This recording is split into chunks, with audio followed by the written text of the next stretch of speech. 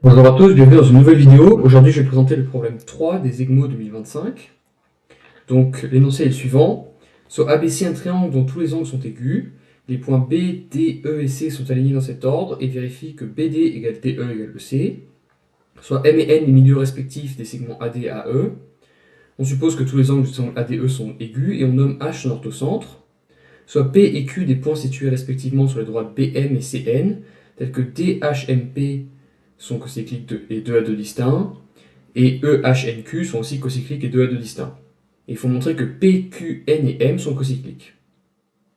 Donc la figure ressemble à ça. Donc on a abaissé un triangle, D et E qui sont placés au tiers du segment BC, le triangle ADE est aigu, H c'est l'orthocentre, l'intersection des hauteurs dans le triangle ADE, j'appelle M et N le milieu de AD et de AE, ensuite P c'est le point d'intersection de la droite BM et du cercle circonscrit à MHD, Q, c'est le point d'intersection de la droite CN et du cercle circonscrit à HNE. Et il faut montrer l'existence du cercle en trétillé qui passe par P, M, N et Q. Voilà, donc je vous laisse mettre la vidéo en pause et essayer de réfléchir à l'exercice. Ok, alors je vais commencer par donner un indice. Donc la première étape de ce problème, qui n'est pas tout à fait évidente, c'est d'introduire deux points, qui sont les points B' et C', qui sont tels que AB'DB et AC'EC sont tous les deux des parallélogrammes. Je donne un deuxième indice. Donc une fois qu'on a les points B' et C', montrer que les points B', C', P, Q et H sont cocycliques. Très bien, donc je vais passer à la correction de l'exercice.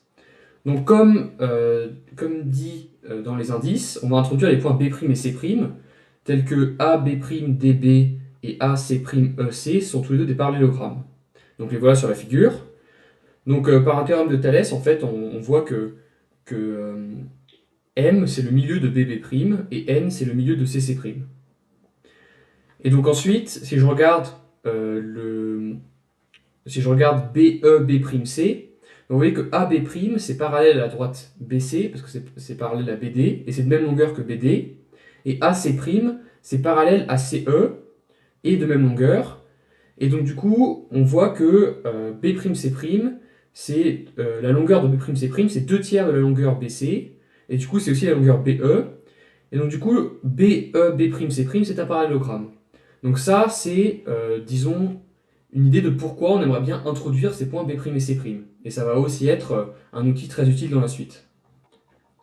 Ensuite, on remarque la chose suivante. Si je regarde l'angle HEB', et ben l'angle HEB', c'est un angle droit, puisque je sais que la droite HE est perpendiculaire à AD, puisque c'est la hauteur dans le triangle ADE, et que AD est parallèle à B'E. Donc là, j'ai un premier angle droit.